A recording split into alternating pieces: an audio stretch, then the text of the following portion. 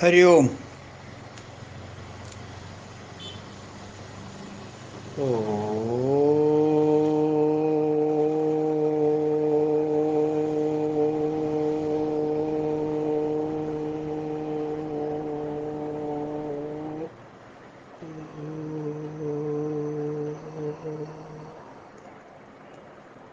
ഓം സഹനാവവതു സഹനൗ ഭുനക്തു സഹ വീര്യം കരവാവഹൈ തേജസ്വിനാവധീതമസ്തു മാ വിദ്വിഷാവഹൈ. ഓം ശാന്തി ശാന്തി ശാന്തി.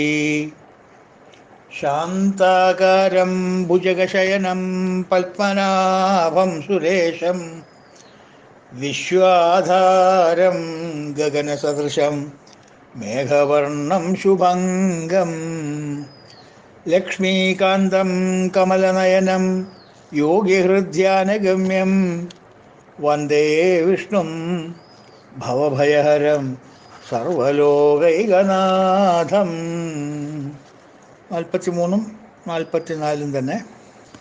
രാമോ വിരാമോ വിരതോ മാർഗോ നേയോ നയോ നയ വീരശക്തിമതാം ശ്രേഷ്ഠോ ധർമ്മോ ധർമ്മവിദുത്തമ വൈകുണ്ഠഃ പുരുഷഃ പ്രാണദ പ്രണവഃ പ്രഭു ഹിരണ്യഗർഭഃ ശത്രുഘ്നോ വ്യാപ്തോ വായുരഥോഷജ. ഇന്ന് നമ്മൾ കാണുന്ന നാമം 398 നേയ.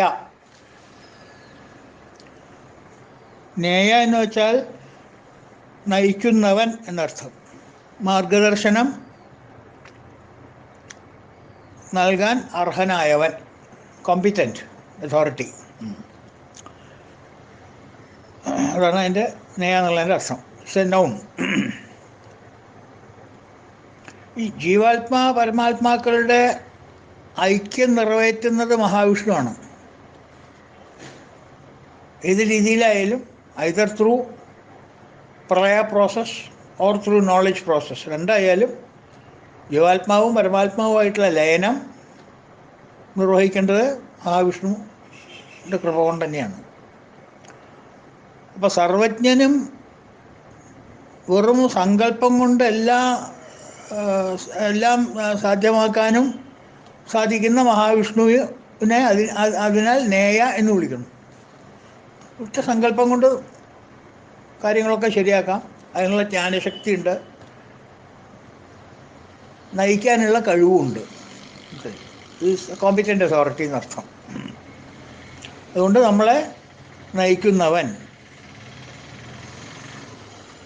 ലീഡ് ഓ കൈൻഡ്ലി ലൈറ്റ് എന്നൊക്കെ കേട്ടിട്ടില്ലേ?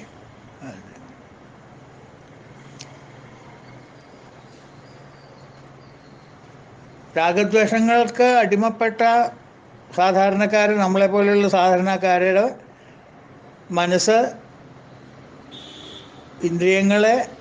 ഇന്ദ്രിയ വിഷയങ്ങളിലേക്ക് സുഖപ്രാപ്തിക്ക് വേണ്ടി തിരിച്ചുവിട്ട്,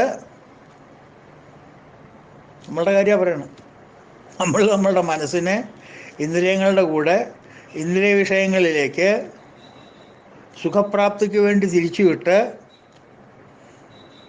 അവസാനം സ്വല്പം സുഖം അനുഭവിക്കുന്നു, ഒരുപാട് ദുഃഖം അനുഭവിക്കുന്നു. ഈ നായ എല്ല് കടിച്ചിട്ട് അതിൻ്റെ പല്ലിന്ന് ചോര വരും.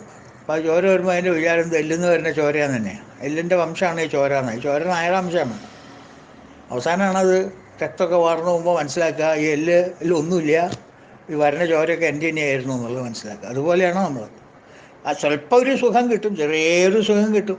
അത് കഴിഞ്ഞാൽ പിന്നെ ഒക്കെ ദുഃഖം തന്നെ. ഇതാണ് നമ്മുടെ യാത്ര.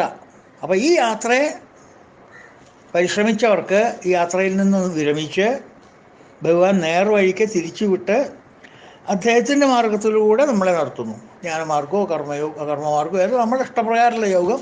അങ്ങൊരു എന്താ പറയുക, സ്പെസിഫൈ ചെയ്തിട്ടുള്ള 4 മാർഗങ്ങളിൽ ഏതെങ്കിലും ഒരു മാർഗത്തിലൂടെ നമ്മളെ നയിക്കുന്നു. ഏത് മാർഗ്ഗമായാലും കുഴപ്പമില്ല. അപ്പോൾ ഇന്ദ്രിയ നിഗ്രഹം മൂലം നമുക്ക് രാഗദ്വേഷങ്ങൾ നശിക്കുന്നു. ശാന്തമായ മനസ്സ്, പ്രസാദബുദ്ധി ഇതൊക്കെ പ്രദാനം ചെയ്ത് നമ്മൾ പോകുന്ന ആ നേരായിട്ടുള്ള വഴിക്ക് നമുക്ക് ഗൈഡൻസ് തന്ന് കൊണ്ടുപോകുന്നു. അതാണ് ഭഗവാൻ നേയ എന്ന് പറയാൻ കാരണം. അടുത്ത നാമം നയ. നേയ എന്നും നയ എന്നും സംഭവം ഒന്ന് തന്നെയാണ്. രണ്ടും നയിക്കുന്നവൻ തന്നെ. പ്രത്യേകിച്ചൊരു വ്യാഖ്യാനത്തിൻ്റെ ആവശ്യമില്ല. പക്ഷേ വ്യത്യാസം എന്താ വെച്ചാൽ നേയ ഈസ് നൗൺ, നയിക്കുന്നവൻ, മാർഗദർശനം നൽകുന്നവൻ. നയ എന്ന് വെച്ചെങ്കിൽ നയിക്കുന്ന ആ വേർബാണത്. ആ process of leading is called നയ. നേയ എന്ന് വെച്ചാൽ the one who leads is called the leader, നയിക്കുന്നവൻ. ഇത് നയ, നയിക്കുകയാണ്. നയിക്കുന്നവനല്ല, നയിക്കുകയാണ്. ആ നയിക്കുന്നതും ഭഗവാൻ തന്നെയാണ്. ആ നയന മാർഗവും ഭഗവാൻ തന്നെയാണ്. ആ നയിക്കണ കർമ്മം ഭഗവാനാണ്, നയിക്കണ വ്യക്തി ഭഗവാനാണ്. Verb, noun, everything. അപ്പോൾ ശങ്കരൻ പറയുന്നത് ഇതിന് മുമ്പുള്ള മാർഗ, നേയ, നയ ഇതൊക്കെ ഒരേ അർത്ഥം തന്നെയാണ് അദ്ദേഹത്തിൻ്റെ വ്യാഖ്യാനത്തിൽ. ശങ്കരൻ മാത്രമല്ല, പല ഭാഷകാരും പറഞ്ഞിട്ടുണ്ട്. ഇതെല്ലാം ഒന്ന് തന്നെയാണ്. പക്ഷെ 3 നാമമായിട്ട് പറയുന്നു നമ്മളെന്ന് മാത്രമേ ഉള്ളൂ.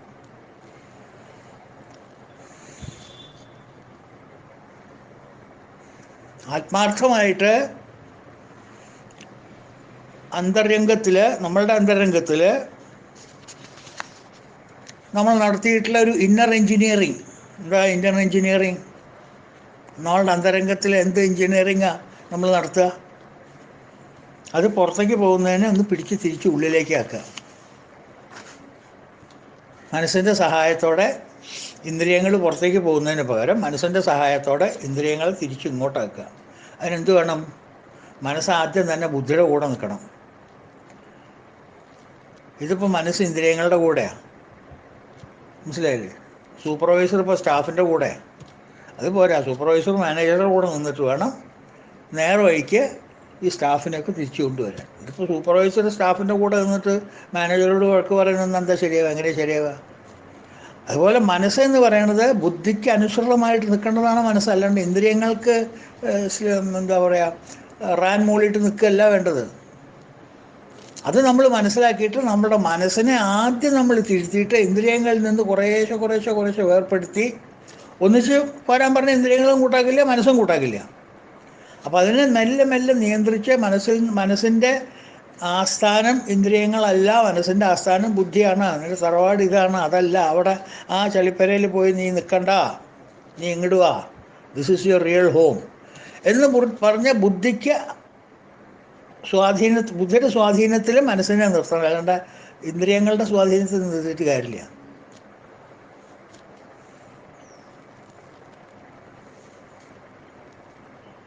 വിഷയങ്ങളെ സേവിക്കാൻ വേണ്ടിയിട്ട് അവരുടെ പിന്നാലെ പോരുത്. ശ്രോത്രം ചക്ഷുസ്പർശനം ച രസനം ഘ്രാണമേവ ച. ഈ 5 മനസ്സിൻ്റെ അധിഷ്ഠാനത്തോടു കൂടി ഇന്ദ്രിയങ്ങളെ സേവിക്കാൻ പോകുന്നു.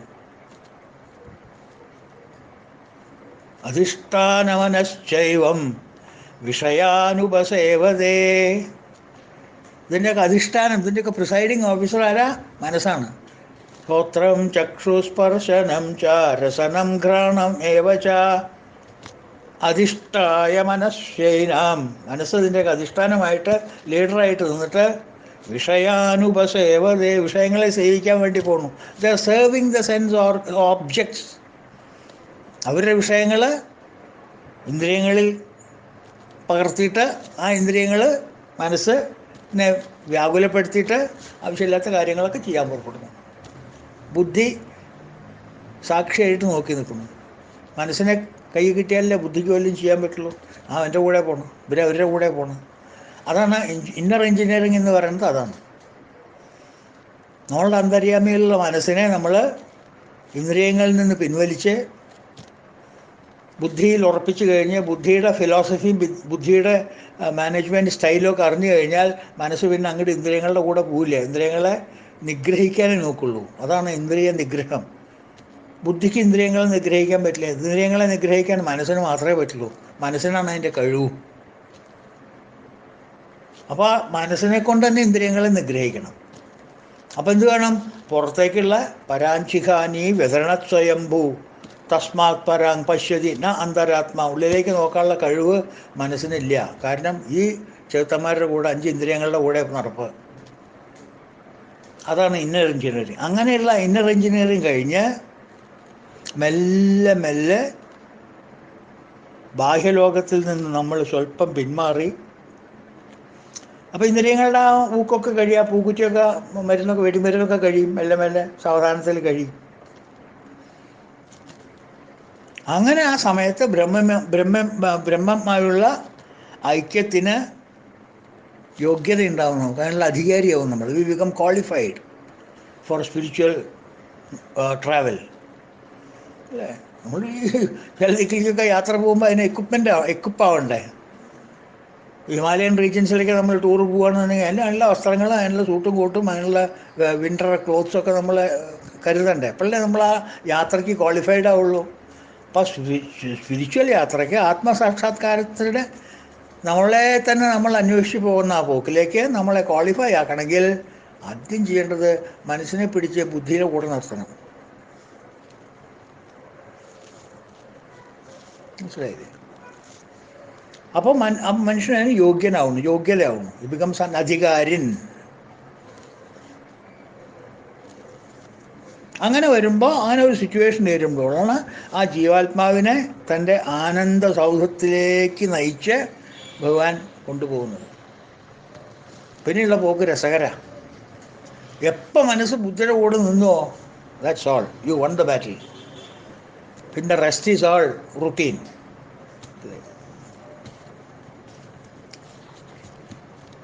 ആ പ്രോസസ്സാണ് നയ എന്ന് പറയുന്നത്. ആ പ്രോസസ്സ് നയിക്കുന്നവനാണ് നേയ. അപ്പോൾ ഈ മാർഗാനും നയാനും നേയാനും ഒക്കെ ഒന്ന് തന്നെയാണെന്ന് പറയണം.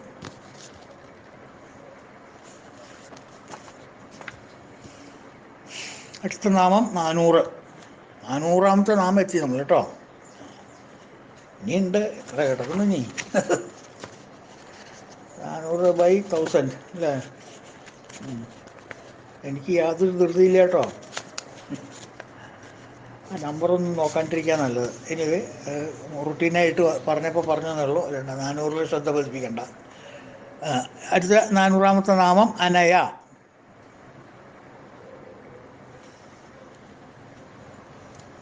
ഈ നമ്മളെ നയിക്കുന്നവനാണ് ഈ നയ എന്ന് പറഞ്ഞ മഹാവിഷ്ണു. അനയ അദ്ദേഹത്തിനെ നയിക്കാൻ ആരാ ഉള്ളത്? Who is his leader? ആരുമില്ല. അനയ താനാണ് എല്ലാവർക്കും മാർഗദർശിയും എല്ലാവരെയും നയിക്കുന്ന ശക്തിയാണ് പരമാത്മാവിൻ്റെ ശക്തി.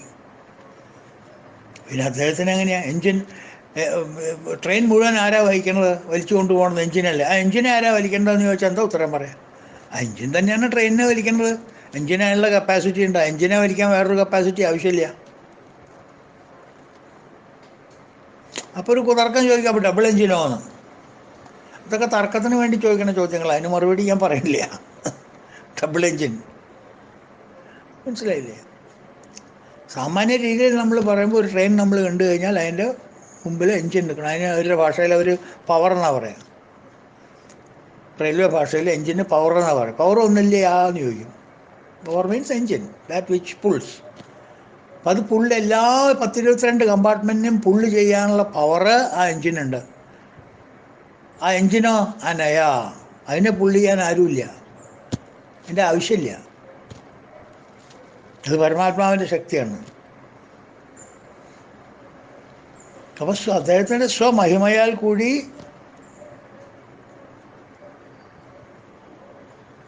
അദ്ദേഹത്തിൻ്റെ ശക്തി സ്വമഹിമയിൽ സ്ഥിതി ചെയ്യുന്നത് കാരണം സ്വന്തം മഹിമയിൽ നിന്നാണ് ഭഗവാൻ ആ ശക്തി എടുക്കേണ്ടത്. സെൽഫ് ജനറേറ്റഡ് ശക്തിയാണ്.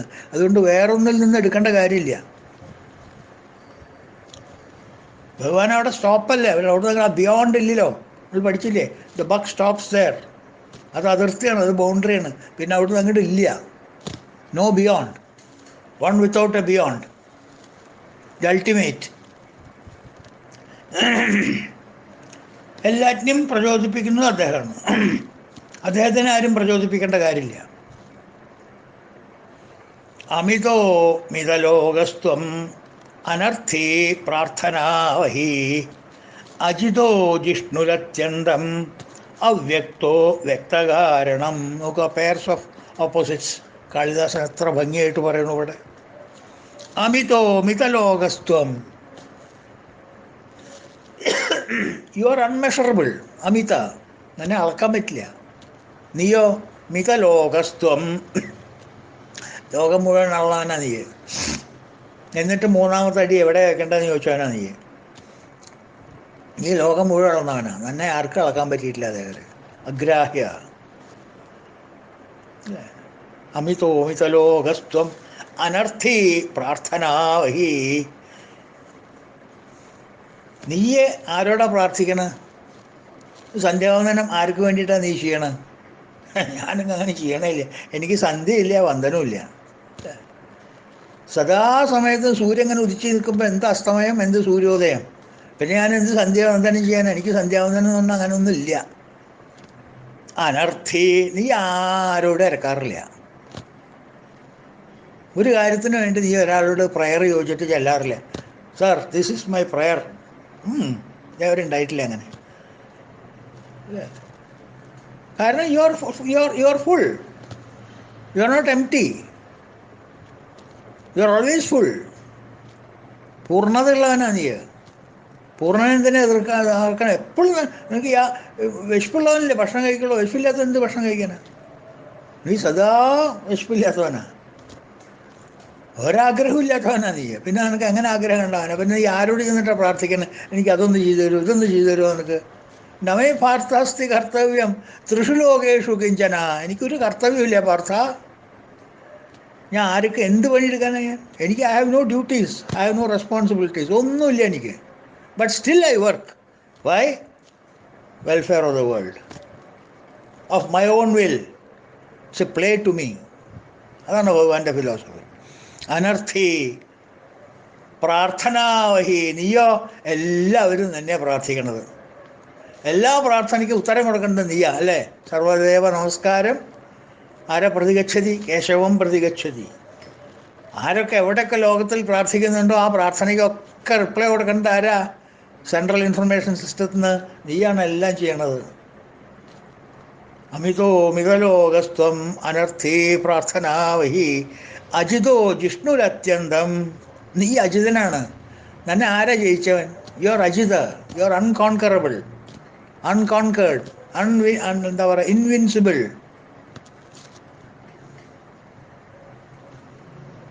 ജിഷ്ണുരത്യന്തം. എവിടെ പോയാലും നീ ജിഷ്ണുവാണ്.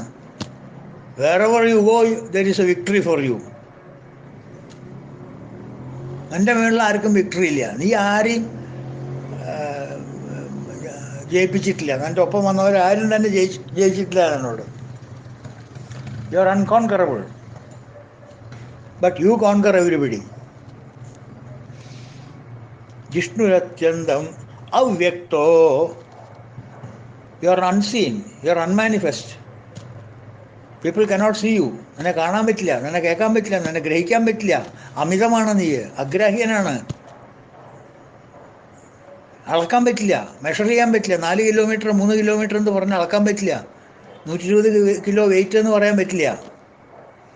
ഇത്ര സർക്കംഫറൻസ് എന്ന് പറയാൻ പറ്റില്ല. ഒരു ഒരു ഒരു എന്താ പറയുക, മാനദണ്ഡവും നിന്നെ അളക്കാൻ പറ്റില്ല. അമിതോ.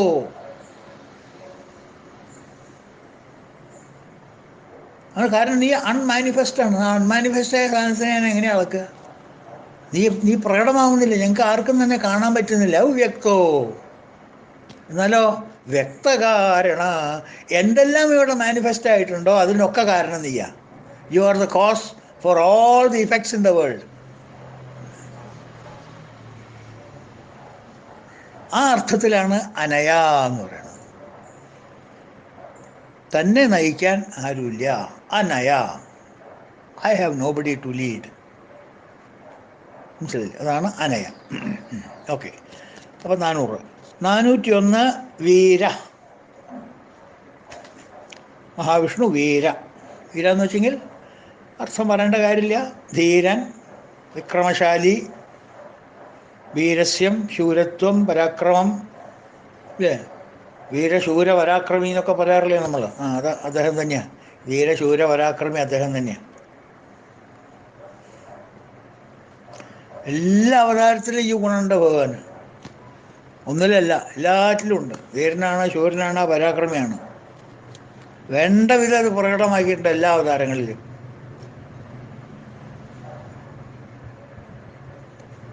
വീര, വീര എന്നുള്ള വാക്കിൻ്റെ പാണി ഡെഫിനേഷൻ കൊടുത്തിരിക്കുന്നത് സ്വന്തം മഹിമയാൽ, വേറൊരാളുടെ സഹായം കൊണ്ടല്ല, സ്വന്തം മഹിമ കൊണ്ട് എല്ലാ ലോകങ്ങളെയും, എല്ലാ ദേവന്മാരെയും, എല്ലാ ജീവികളെയും സൃഷ്ടിക്കുകയും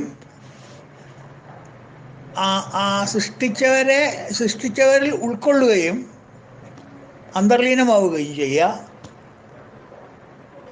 അവരെ അവസാനം ലയിപ്പിക്കുകയും ചെയ്യുക, തന്നിൽ തന്നെ ലയിപ്പിക്കുകയും ചെയ്യുക. ഈ പ്രക്രിയ ചെയ്യുന്നവനാണ് വീര എന്ന് പറയുന്നത്. ഇത് എല്ലാവർക്കും പറ്റില്ല. ഇപ്പോൾ എല്ലാവർക്കും പറ്റില്ല, ചിലതൊക്കെ പറ്റുള്ളൂ. സൃഷ്ടിക്കാൻ പറ്റും. സൃഷ്ടിയുടെ കൂടെ നമുക്ക് അങ്ങോട്ട് ചേരാൻ പറ്റുമോ? അതെങ്ങനെയാണ് പറ്റുക? ആ സൃഷ്ടി നമ്മളെ ലയിപ്പിക്കാൻ പറ്റുമോ? അതെങ്ങനെയാണ് പറ്റുക? ഭഗവാൻ അതല്ല, ഭഗവാനൊക്കെ പറ്റും. സ്വന്തം സൃഷ്ടിക്കാൻ പറ്റും, സ്വന്തം മഹിമ കൊണ്ട്. ഒരു നോളജ്, ഒരു നോഹവ് വേണ്ട, സ്വന്തം സൃഷ്ടി. നമ്മൾ കണ്ടതല്ലേ അത്, material cause and intelligence cause, ഇത് രണ്ടും അദ്ദേഹം തന്നെയാണ്. എല്ലാ ലോകങ്ങളെയും സൃഷ്ടിക്കുന്നു, എല്ലാ ദേവന്മാരെയും സൃഷ്ടിക്കുന്നു, എല്ലാ ജീവജാലങ്ങളുടെയും എല്ലാ സൃഷ്ടികളുടെയും നിലകൊള്ളുന്നതും ഭഗവാൻ. അവരിലാണ് ഭഗവാന്റെ താമസം. ഭഗവാന്റെ വാസസ്ഥലം എവിടെയാ പറഞ്ഞാൽ ഭഗവാന്റെ സൃഷ്ടിയിൽ തന്നെയാണ് ഭഗവാന്റെ വാസസ്ഥലം. അവസാനം അവയെ എല്ലാവരും തന്നിലേക്ക് ലയിക്കുന്നു. ഇതാരാണോ ചെയ്യുന്നവൻ അവൻ വീരനാണെന്ന് പറയും.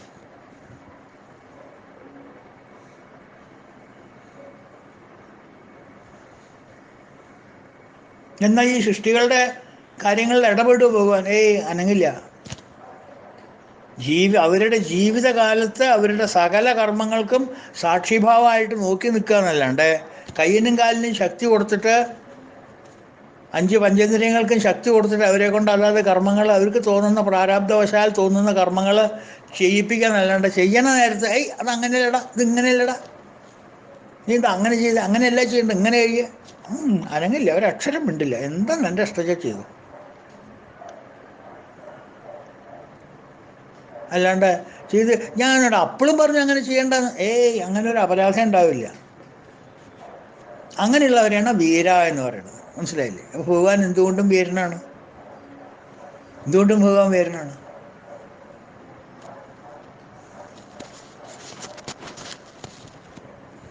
അടുത്ത നാമം 402. ശക്തിമതാം ശ്രേഷ്ഠ. ഒറ്റ വാക്കാണ്, ശക്തിമതാം ശ്രേഷ്ഠ.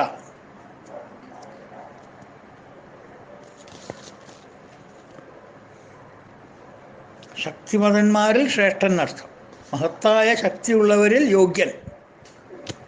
ശക്തിമതാം, ശക്തന്മാരിൽ വെച്ചിട്ട് ശ്രേഷ്ഠ, ശ്രേഷ്ഠൻ. ബ്രഹ്മാവ്, ശിവൻ എന്നിവരെക്കാളൊക്കെ ശക്തിമാൻ മഹാവിഷ്ണു ആണ് എന്ന് കൃഷ്ണാവതാരത്തിൽ വളരെ വളരെ സ്പഷ്ടമായിട്ട് കാണിച്ചു കൊടുത്തിട്ടുണ്ട്. വളരെ സ്പഷ്ടമായിട്ട് കാണിച്ചു കൊടുത്തിട്ടുണ്ട്. രണ്ടായാലും വാലും അടക്കിപ്പോയി. ആദ്യം ബ്രഹ്മാവിന് തോന്നി കൃഷ്ണൻ അവതരിച്ചപ്പോൾ വിഷ്ണുവിൻ്റെ ശക്തി ഒന്ന് പരീക്ഷിക്കാനാണ്.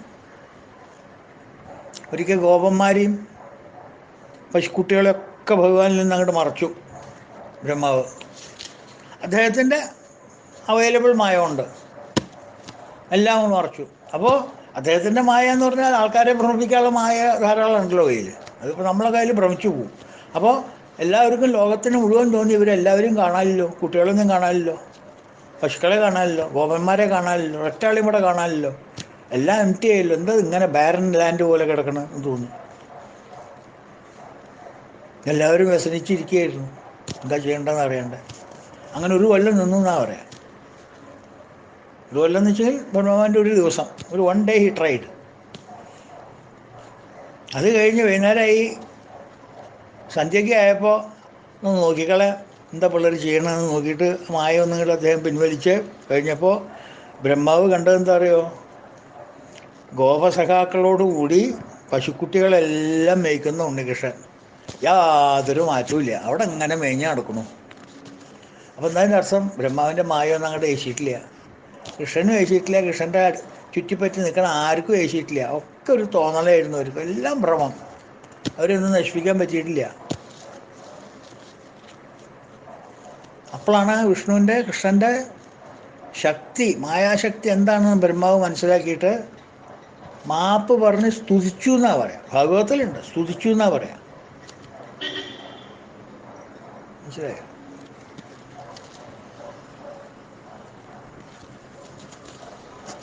അതേപോലെ തന്നെ ശിവനും ഒരിക്കൽ ട്രൈ ചെയ്തു. ശിവനും ട്രൈ ചെയ്തില്ല, അദ്ദേഹത്തിനെ പിന്നെ അങ്ങനെ ട്രൈ ചെയ്തൊന്നുമില്ല, പക്ഷെ അദ്ദേഹത്തിനെ തോൽപ്പിച്ചു ഒരിക്കൽ. അനിരുദ്ധനെ മോചിപ്പിക്കാൻ, അനിരുദ്ധൻ എന്ന് പറയുന്നത് കൃഷ്ണൻ്റെ കൊച്ചുമോൻ, പ്രത്യുത്മൻ്റെ മകൻ. ഒരിക്കൽ ബാണാസുരനോട് യുദ്ധം ചെയ്യേണ്ടി വന്നു. കാരണം ആ അനിരുദ്ധൻ ഉഷയായിട്ടുള്ള പ്രണയ കാര്യത്തിൽ ബാണാസുരനായിട്ട് ഏറ്റുമുട്ടേണ്ടി വന്നു. പിള്ളേരെന്ത് പറഞ്ഞാലും കൂട്ടാക്കില്ല. അവസാനം ബാണാസുരൻ പറഞ്ഞു, ഉഷയോട് പറഞ്ഞു, ഉഷ എന്നാണ് ആ കുട്ടിയുടെ പേര്, മകളുടെ പേര്, അനിരുദ്ധനായിട്ട് കല്യാണം കഴിക്കണം, അനിരുദ്ധനോട് എനിക്ക് ഇഷ്ടമാണെന്ന് പറഞ്ഞു. അച്ഛൻ കൂട്ടാക്കിയില്ല. ആദ്യം അച്ഛനും പ്രോസ്പെക്റ്റീവ് മരുമകനായിട്ടൊരു യുദ്ധം, ചെറിയൊരു യുദ്ധം നടന്നു. അതിൽ കുറച്ച് മായ ചതികളൊക്കെ ബാണൻ, രാക്ഷസനല്ലേ, ബാണൻ കാണിച്ചപ്പോൾ അനിരുദ്ധൻ പിന്മാറി. എന്നിട്ട് ചെന്ന് വേഗം മുത്തച്ഛനോട് പറഞ്ഞു, മുത്തച്ഛ അങ്ങനെ ഒരു കാര്യമുണ്ട്. അതെയാ, സാരില്ല, ഇവിടെ നിൽക്ക് എന്ന് പറഞ്ഞ് ബാണനോട് മല്ലിടാനായിട്ട് കൃഷ്ണനാണ് ഇറങ്ങിയത്.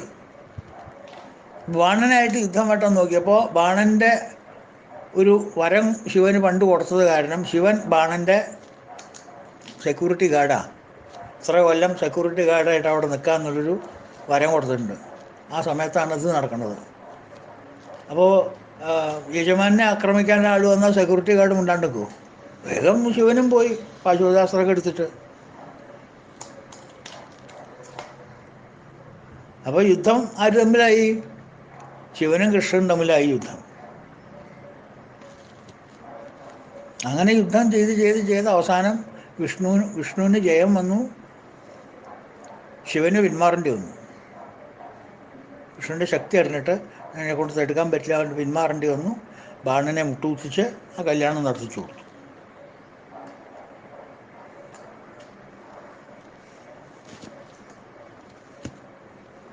ശരിക്കും പറഞ്ഞാൽ അനിരുദ്ധന് ബാണനെ വധിക്കാമായിരുന്നു.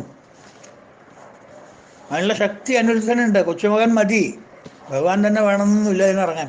പരമ്പര ശക്തി അത്രയ്ക്ക് കിട്ടിയിട്ടുണ്ടേ. കൃഷ്ണൻ്റെ ശക്തി എങ്ങനെ പ്രത്യുത്മനും എന്താ പറയുക അനിരുദ്ധനൊക്കെ കിട്ടിയിട്ടുണ്ട്, കൊച്ചുമക്കൾക്കൊക്കെ കിട്ടിയിട്ടുണ്ട്. അവർ മതി, കൃഷ്ണനൊന്നും ഇറങ്ങണ്ട.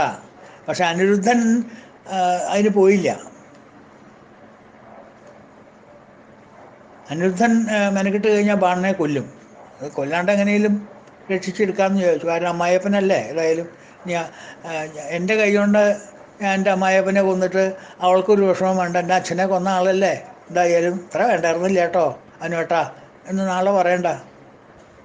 മനസ്സിലായോ? അതുകൊണ്ടൊന്ന് പിന്മാറിയത് അനിരുദ്ധൻ. അല്ലെങ്കിൽ ആ യുദ്ധത്തിൽ കാണിച്ചിട്ടുള്ള ബാണൻ കാണിച്ചിട്ടുള്ള കോപ്പറേറ്റ് തരത്തിനൊക്കെ ഇവൻ മറുപടി പറയാൻ നിന്ന് കഴിഞ്ഞാൽ ബാണൻ്റെ അഡ്രസ്സ് ഉണ്ടാവില്ല. അതൊരിക്കൽ അനിരുദ്ധം പറയാനുമുണ്ട് ഉഷോട്. പക്ഷേ ഞാൻ അങ്ങനെ കഴിവില്ലാത്തവനൊന്നും നീ വിചാരിക്കേണ്ട കേട്ടോ. എൻ്റെ അച്ഛൻ പല ചതിപ്രയോഗം എന്നോട് ചെയ്തില്ലേ യുദ്ധത്തിൽ, ഞാൻ പിന്നെ എന്താ മിണ്ടാണ്ടിരുന്നറിയോ? എൻ്റെ കൈകൊണ്ടേറ്റ അങ്ങോരുടെ മരണം അൽപ്പെട്ടാൽ പിതൃദുഃഖം നീ അനുഭവിക്കുന്നത് ഞാനും അതിൻ്റെ പാർട്ടാവില്ലേ? ആഫ്റ്റർ ഓൾ അമ്മായിയപ്പനാവാതിരിക്കുന്ന ആളല്ലേ, അതുകൊണ്ട് എൻ്റെ കൈ കൊണ്ട് വേണ്ട വെച്ച് ഞാൻ വിട്ടതാട്ടോ, അല്ലാണ്ട് എൻ്റെ കഴിവുകേടൊന്നും അല്ലേ.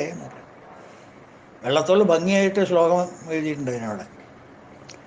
വല്ലാതെ പോരിഴുഴലും തവതാതൻ എന്നെ വെല്ലൻ ചതിപ്പണി തുടങ്ങിയത് എൻ്റെ ഭാഗ്യം. പക്ഷേ എൻ്റെ അച്ഛൻ എന്നോട് ജയിക്കാൻ വേണ്ടിയിട്ട് കുറേ ചതിപ്പണികൾ ചെയ്തു. ഞാനതൊക്കെ എൻ്റെ ഭാഗ്യമായിട്ടാണ് കരുതുന്നത്. അതങ്ങനെ അദ്ദേഹം ചെയ്തില്ലായിരുന്നു, നേരിട്ട് യുദ്ധത്തിന് വരികയായിരുന്നു എന്നുണ്ടെങ്കിൽ കാണിച്ചു കൊടുക്കായിരുന്നു. അതെൻ്റെ ഭാഗ്യ, രക്ഷപ്പെട്ടു അയാൾ. വല്ലാതെ പോരിരുഴലും തവതാതൻ എന്നെ വെല്ലഞ്ചതിപ്പണി തുടങ്ങിയതെൻ്റെ ഭാഗ്യം. അല്ലാകിൽ ഉഗ്ര പിതൃദുഃഖമിവൻ നിമിത്തം പുല്ലംബുജാക്ഷിത നേരിടുമായിരുന്നു. അല്ലാന്നുണ്ടെങ്കിൽ ഉഗ്രമായിട്ടുള്ള പിതൃദുഃഖം എൻ്റെ കൈകൊണ്ട് നീ നേരിട്ടിരുന്നു. അല്ലായിൽ ഉഗ്ര പിതൃദുഃഖം ഇവൻ നിമിത്തം പുല്ലംബുജാക്ഷിതവ നേരിടുമായിരുന്നു. അപ്പം ഭാഗവതത്തിൽ ഇതൊക്കെ വളരെ ഇത് ഭാഗവതത്തിലില്ല. ഇത് ബന്ധനസ്ഥനായ അനിരുദ്ധൻ എന്ന് പറഞ്ഞിട്ടൊരു എന്താ പറയുക, ഒരു കൊച്ചു കൃതിയുണ്ട് വള്ളത്തോളിൻ്റെ, ഖണ്ഡകാവ്യം. നല്ലൊരു കാവ്യമാണ്, അതിലത്തൊരു പാർട്ടാണ്. പക്ഷേ ഈ അനിരുദ്ധൻ്റെ കഥയൊക്കെ ഭാഗവതത്തിലുള്ളതാണ്. അത് നിങ്ങൾക്ക് നോക്കിയാൽ ശിവനും ബ്രഹ്മാവും എങ്ങനെയാണ് തലകുനിച്ച് പോയതെന്ന് നമുക്ക് അറിയാൻ പറ്റും. മനസ്സിലായില്ലേ?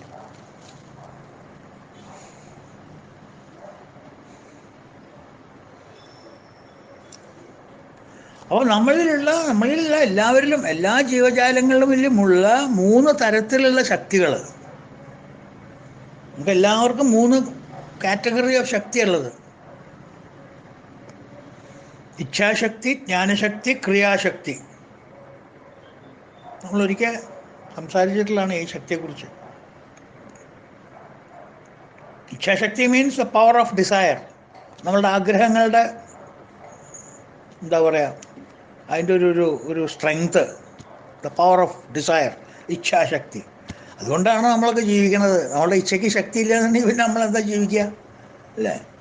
ഒന്ന് എന്താ പറയുക, 1.5 മണിക്കൂറിന് ഈ സഹസ്രനാമം നിങ്ങളോട് ക്ലാസ് എടുക്കണമെന്ന് എനിക്കുള്ള ഇച്ഛാശക്തി, ആ ഒരു പവർ, എനിക്ക് ആ ശക്തിയുടെ പിന്നാലെ ഒരു പവർ ഇല്ലയെന്നുണ്ടെങ്കിൽ ഞാൻ പറയുന്നത് എന്തിനാ ഇപ്പോൾ പോയിട്ട് കാര്യം, സാരില്ല, ഇപ്പോൾ ഒരു ദിവസം വിട്ടാലും കുഴപ്പമില്ല, നാളെ ആവാം എന്ന് പറഞ്ഞിരുന്നൂടെ എനിക്ക്. എന്താ ഇരിക്കാൻ പറ്റാത്ത? എൻ്റെ ഇച്ഛാശക്തി, പവർ ഓഫ് മൈ ഡിസയർ, അല്ലേ? നിങ്ങൾക്കും ഇത് കേൾക്കുന്നവരാരൊക്കെ വെച്ചാൽ കേൾക്കുന്നവർക്കും തന്നെയല്ലേ തോന്നുന്നത്? വേറെ എന്തെല്ലാം നല്ല പണികളുണ്ട് നിങ്ങൾക്ക് ചെയ്യാൻ ഈ സമയത്ത്? ഇത് കേട്ടിരിക്കണം. പിന്നെ ഇപ്പം അത് കേട്ടോണ്ടല്ലേ പുണ്യം കിട്ടാൻ പോണവറിന് മൂടും തെറ്റിപ്പോക്കൂടെ? നിങ്ങൾ ചെയ്യുന്നില്ലല്ലോ. എന്താ കാരണം? നിങ്ങൾക്കത് കേൾക്കണമെന്നുണ്ട്. അത് നിങ്ങളുടെ ഇച്ഛാശക്തി. ആ ശക്തി നിങ്ങളെ പ്രേരിപ്പിക്കും അത് ചെയ്യാനായിട്ട്. ഇച്ഛാശക്തി, ജ്ഞാനശക്തി, അറിവിൻ്റെ ശക്തി. ചില്ലറയല്ല. ആരുടെ അറിവായാലും അവന് അതിൻ്റെ അറിവിനൊരു ശക്തിയുണ്ട്. ചെറിയവന് ചെറിയ അറിവ്, വലിയവന് വലിയ അറിവ്, അല്ലേ? മത്സ്യം പിടിക്കാൻ്റെ എന്താ പറയുക, സമുദ്രത്തിൽ പോയിട്ടുള്ള അറിവല്ലല്ലോ എയർ കണ്ടീഷൻ റൂമിലിരുന്ന് നാട് ഭരിക്കുന്ന പ്രമാണികളുടെ അറിവ്. അതല്ലല്ലോ. അതാണോ ഇത്? ആ അറിവ് വേറെ, ഈ അറിവ് വേറെ. വല നെയ്യുന്ന തുന്നൽക്കാരൻ്റെ അറിവല്ല നിങ്ങൾക്കും എനിക്കുള്ളത്. അതിനൊരു പ്രത്യേക കഴിവുണ്ട്, ഇല്ലേ? അപ്പോൾ ഓരോരുത്തർക്കും അവരുടേതായിട്ടുള്ള അറിവിൻ്റെ ശക്തിയുണ്ട്, ജ്ഞാനശക്തി. അതുപോലെ തന്നെ ക്രിയാശക്തി, ക്രിയ ചെയ്യാനുള്ള കഴിവ്, കർമ്മം ചെയ്യാനുള്ള കഴിവ്. എല്ലാവർക്കും ഒരുപോലെയാണോ? അല്ലല്ലോ, അല്ല. അത് ഓരോരുത്തരുടെ പ്രാരാബ്ധം അനുസരിച്ചും അവരുടെ കർമ്മശൈലി അനുസരിച്ചിട്ടും അവരുടെ ഈശ്വര ഇതനുസരിച്ചിട്ടും വരുന്നതാണ് അതൊക്കെ. അപ്പോൾ ഇതിനെല്ലാം നിയന്ത്രിക്കുന്നത് ആരാ? മഹാവിഷ്ണുവിൻ്റെ ശക്തിയും കൃപയാണ്. നിങ്ങൾക്ക് ഇച്ഛാശക്തി വേണോ? ഭഗവാന്റെ എന്താ പറയുക, കൃപ വേണം. ജ്ഞാനശക്തി വേണോ? ഭഗവാനെ പ്രാർത്ഥിച്ചോളൂ. കൃപാശക്തി എന്താ പറയുക, ക്രിയാശക്തി വേണോ? ഭഗവാനെ പ്രാർത്ഥിച്ചോളൂ. ഇതെല്ലാം പ്രവർത്തിപ്പിക്കുന്നത് മഹാവിഷ്ണുവിൻ്റെ കരുണയും കാരുണ്യവും കൊണ്ടാണ്. അതുകൊണ്ടാണ് മഹാവിഷ്ണു ശക്തിമതാം ശ്രേഷ്ഠൻ എന്ന് പറയാൻ കാരണം. ശക്തിമതാം ശ്രേഷ്ഠൻ.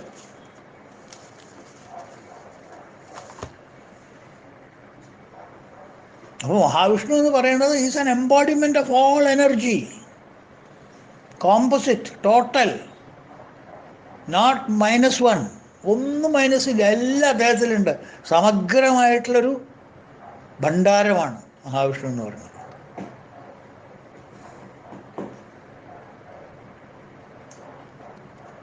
പതിനെണ്ണായിരം ശ്ലോകം ഭാഗവതം, അതിനെ സംഗ്രഹിച്ച് ഗുരുവായൂരപ്പന് സമർപ്പിച്ചിട്ടുള്ള 1000 ശ്ലോകങ്ങൾ, 1000 സുസംസ്കൃത ശ്ലോകം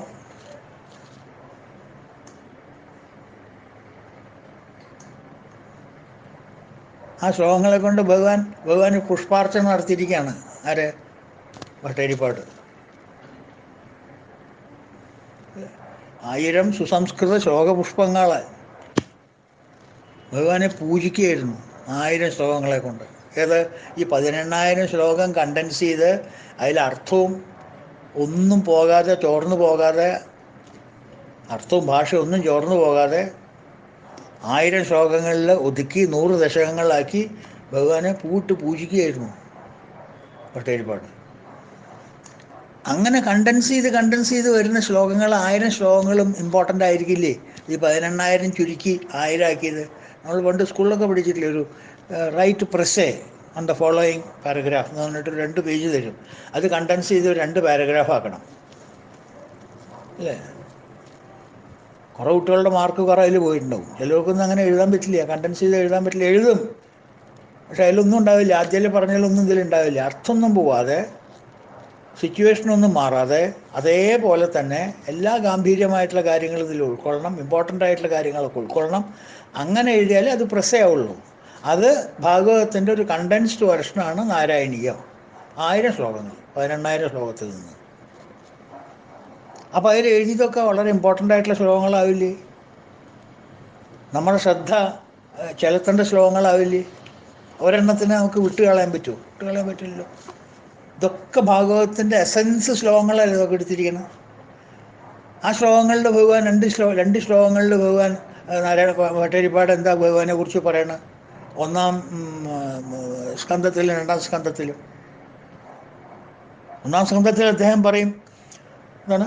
ഐശ്വര്യം ശങ്കരാദീശ്വര വിനിയമനം വിശ്വതേജോഹരാണാം തേജസ്സംഭാരി വീര്യം വിമലമപി യശോ നിസ്പൃഹശ്ചോപഗീതം അംഗസംഗസദാശ്രീ അഖിലവിലസിന ക്വാവിലേ സംഘവാർത്ത തദ്വാദാകാരവാസൻ മുരഹര ഭഗവ ശബ്ദമുഖ്യാശ്രയോസ്മിൻ.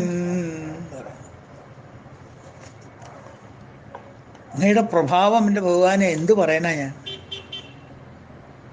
ഐശ്വര്യം ശങ്കരാദീശ്വര. അങ്ങനെ ഐശ്വര്യത്തെക്കുറിച്ച് പറയണമെന്നുണ്ടെങ്കിൽ രുദ്രൻ മുതലായ ഈശ്വരന്മാരെ അവരുടെ അധികാരങ്ങളെ പ്രവർത്തിപ്പിക്കുന്നത് ഭഗവാന്റെ ശക്തിയാണ്. അങ്ങയുടെ ഐശ്വര്യം കൊണ്ട്. അങ്ങയുടെ വീര്യത്തെക്കുറിച്ച് പറയുകയാണെങ്കിലോ, മറ്റുള്ള ദൈവങ്ങൾ ബാക്കിയുള്ളവരുടെ വീര്യം നശിപ്പിക്കുന്നവരാണെങ്കിൽ ആ വീര്യം പ്രവർത്തിക്കപ്പെടുന്നത് അങ്ങയുടെ ശക്തി കൊണ്ടാണ്.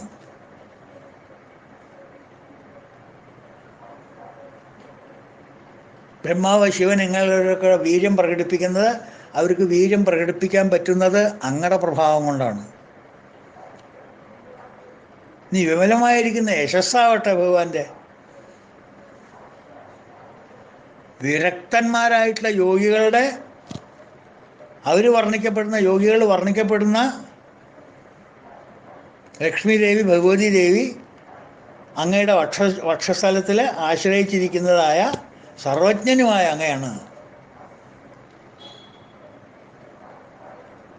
അസംഗമുണ്ടെന്നതിൽ യാതൊരു സംശയമില്ല എന്ന് പറയുന്നത്. ഐശ്വര്യം ശങ്കരാദീശ്വര വിനിയമനം വിശ്വതേജോഹരാണാം തേജസ്സംഹാരി വീര്യവും വിമലയശോശോ നിസ്പൃഹശ്ചോപഗീതൈ അംഗൈ സംഗസദാശ്രീ അഖിലവിദസിന ക്വാവിദേ സംഘവാർത്ത തദ്വാദാകാരവാസൻ മുരഹര ഭഗവത് ശബ്ദമുഖ്യാശ്രയോസ്മിൻ.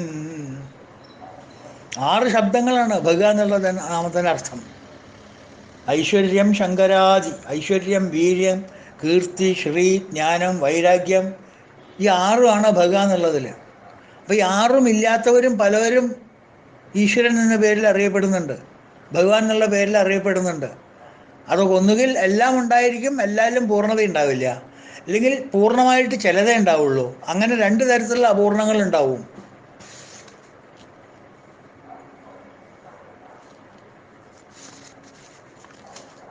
ഇല്ലേ? 6 പൂർണ്ണമായിട്ട് ആരിലും കണ്ടിട്ടില്ല, ഭഗവാനിൽ മാത്രമേ അതുള്ളൂ. 6 ചേർന്നതാണ് ഭഗ എന്നുള്ള പേര്.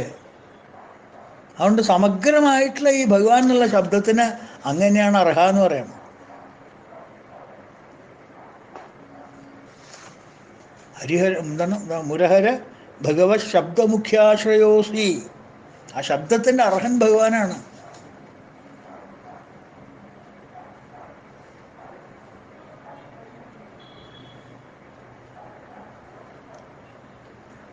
ആ വാക്കിൻ്റെ വാച്യാർത്ഥം തന്നെ ഭഗവാനാണ്. ലക്ഷ്യാർത്ഥമല്ല. ലക്ഷ്യാർത്ഥം അതെ, വാച്യാർത്ഥം അതെ. വാക്കിൽ പറയുന്ന 6 ഗുണങ്ങളും ഭഗവാനുണ്ട്. അതിൻ്റെ ലക്ഷ്യം എന്താണോ ആ ലക്ഷ്യം ഭഗവാനുണ്ട്. അങ്ങ് therefore യു ആർ എ പൂർണ്ണാവതാരം.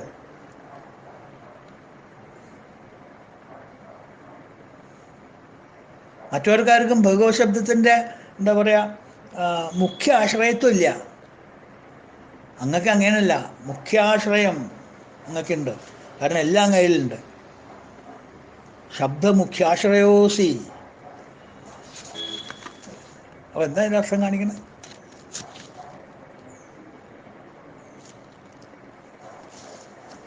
എല്ലാ ശക്തിമാരിലും വെച്ചിട്ട് അങ്ങനെയാണ് ശക്തിമാൻ.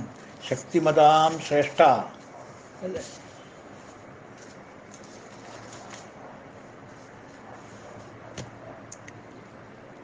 ഏതൊരു സംഗതി ലോകത്തിൽ എടുത്ത് നോക്കിയാലും അങ്ങ് അതിൽ +1 ആണ്. ഏത് വേണമെങ്കിൽ എടുത്ത് നോക്കിക്കോളൂ. ശൗര്യം, വീര്യം, പരാക്രമം ആരൊക്കെ എങ്ങനെയൊക്കെ കമ്പയർ ചെയ്തോളൂ, അതിനേക്കാൾ +1 അങ്ങക്കുണ്ട്.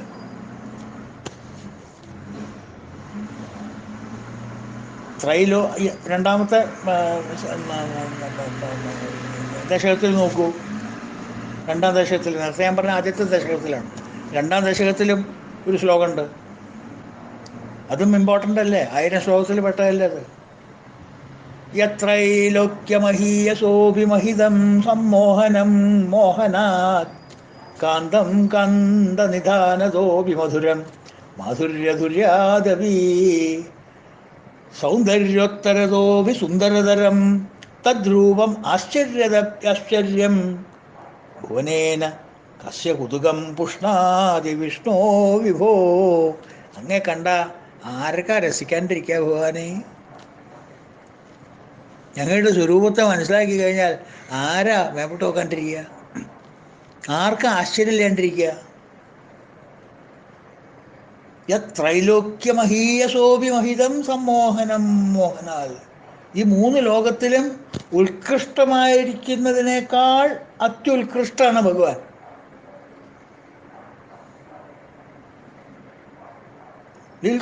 ത്രൈലോക്യ മഹീയസോഭി മഹിത, മഹത്തായിരിക്കുന്ന സാധനത്തിനേക്കാൾ മഹത്താണ് +1.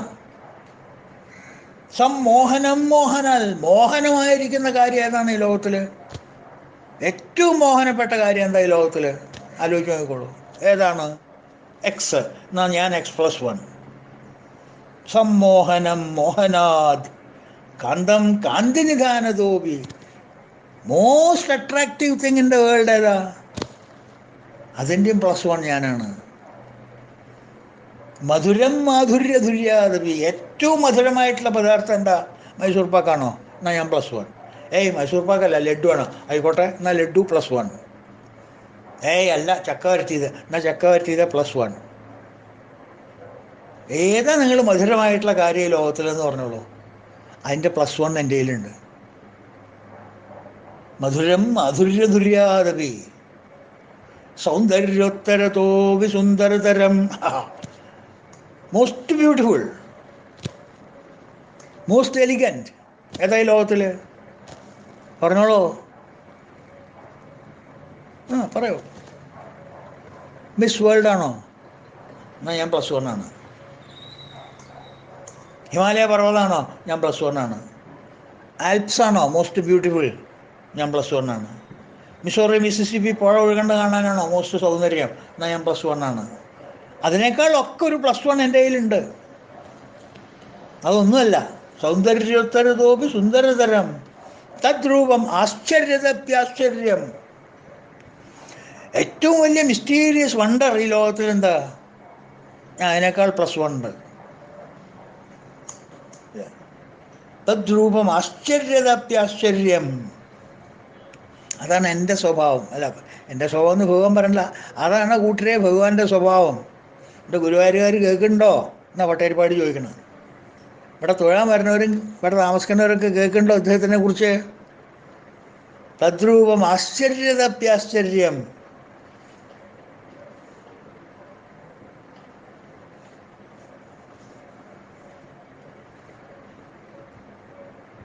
ഭുവനേ ആശ്ചര്യം ഭുവനേ ന കസ്യ കുതുകം പുഷ്ണാതി വിഷ്ണു വിഭോ. അങ്ങയുടെ ഈ ദിവ്യരൂപം ലോകത്തിൽ ആർക്കാണ് കൗതുകത്തെ വളർത്താത്തത്? ലോകത്തിൽ ഏത് ഭാഗത്ത് എവിടെ ഇരിക്കണമെന്നായാലും ശരി, ഈ തത്വം അറിഞ്ഞു കഴിഞ്ഞാൽ ആർക്കാ കൗതുകം വളർത്താണ്ടിരിക്കുക? ന കസ്യ കുതുകം പുഷ്ണാതി വിഷ്ണു വിഭോ. ന കസ്യ കുതുകം. കുതുകം വളർത്താതിരിക്കാൻ ആരെ കൊണ്ട് സാധിക്കും? മനസ്സിൽ കൗതുകമല്ലേ വരിക? അങ്ങനെയുള്ള ഒരാളെയാണ് നമ്മൾ കാണാൻ പോണതെന്ന് വിചാരിക്കുമ്പോൾ. ഇപ്പോൾ പറയൂ, ഭഗവാൻ തന്നെ പറയൂ. നീ ചോദിക്കാണ് ഭഗവാനോട്, അങ്ങയുടെ ഈ ദിവ്യരൂപം ലോകത്തിൽ ആർക്കാണ് ഭഗവാനെ കൗതുകം വളർത്താതിരിക്കുക എന്ന് ആരോടാ ചോദിക്കണേ? ഭഗവാനോട് തന്നെ. അതാണ് അതിൽ താതാത്മ്യം.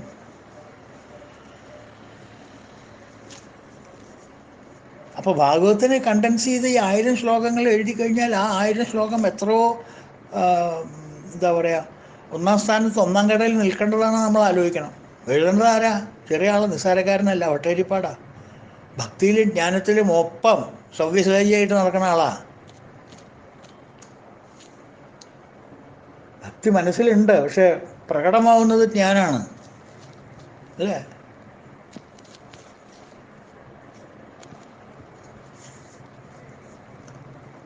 അപ്പോൾ ഭഗവാന്റെ വിഭൂതികൾ ഒക്കെ ഇതാണ്. ശക്തിമതാം ശ്രേഷ്ഠ. എല്ലാ ശക്തന്മാരിലും വെച്ച് ശ്രേഷ്ഠനാണ് ഭഗവാൻ. അർഹതപ്പെട്ട പേരല്ലേ, അർഹതപ്പെട്ട നാമല്ലേ. ഭീഷ്മർ വെറുതെ വിളിച്ച് പറയല്ലോ. അദ്ദേഹത്തിന് ബോധമില്ലായെന്നുണ്ടല്ലോ. ഈ നാമങ്ങൾ കണ്ട അദ്ദേഹത്തിന് ബോധമില്ലാണ്ട് ശരശയിൽ കിടന്നിട്ട് എന്തെങ്കിലും വേദന പുളകളം വേദന വന്നിട്ട് വിളിച്ച് പറയണമെന്ന് തോന്നുന്നുണ്ടോ നമുക്ക്? ഇല്ലല്ലോ. അതാണ് അതാണ് ഭഗവാൻ അവിടെ അടുത്ത് നിൽക്കണ്ടേ. ആ ഭഗവാന്റെ എനർജിയാണ് ഭീഷ്മരെ കൊണ്ട് പറയിപ്പിക്കുന്നത്. ഭഗവാനോടല്ലേ ആദ്യം പറയാൻ പറഞ്ഞേ? ഞാൻ പറയില്ല, ഞാൻ പറഞ്ഞാൽ അത് ഈശ്വരവാക്യാവും, ഭീഷ്മരൻ തന്നെ പറയൂ എന്ന് പറഞ്ഞിട്ടുള്ള ഭീഷ്മരെ കൊണ്ട് പറയിപ്പിച്ചേ. അപ്പോൾ അതിൻ്റെ ആ ശക്തി ഭീഷ്മർക്ക് എവിടുന്നാണ് കിട്ടിയേ? ആ എനർജി ആരാ കൊടുത്തേ? അടുത്തൊരാളുടെ പവർ ഹൗസ് അദ്ദേഹമാണ്. അതുകൊണ്ടാണ് ശക്തിമതാം ശ്രേഷ്ഠ. മനസ്സിലായി? അപ്പോൾ ഇന്ന് തൽക്കാലം ഇവിടെ നിൽക്കട്ടെ. ഇനി നാളെ നമുക്ക് നാളത്തെ ശ്ലോകത്തിന് വ്യാഖ്യാനത്തിലേക്ക് നടക്കാം. നമുക്ക് അത്രയും മതി. അപ്പോൾ എത്രയാ? 402 ശക്തിമതാം ശ്രേഷ്ഠ. ധർമ്മോ ധർമ്മ വിദുത്തമ എന്നൊക്കെയാണ് നാളെ. നമുക്ക് നാളെ കാണാം. അതുവരെ ഹരി ഓം. ഓം പൂർണ്ണമദ പൂർണ്ണമിദം പൂർണ്ണാത് പൂർണ്ണമുദച്യതേ പൂർണ്ണസ്യ പൂർണ്ണമാദായ പൂർണ്ണമേവാവശിഷ്യതേ. ഓം ശാന്തി ശാന്തി ശാന്തി. ഹരി ഓം തത്സത്. ഓം ശ്രീ ഗുരുഭ്യോ നമഃ. ഭഗവാനേ, കൃഷ്ണ, ഗുരുവായൂരപ്പ രക്ഷിക്കണേ.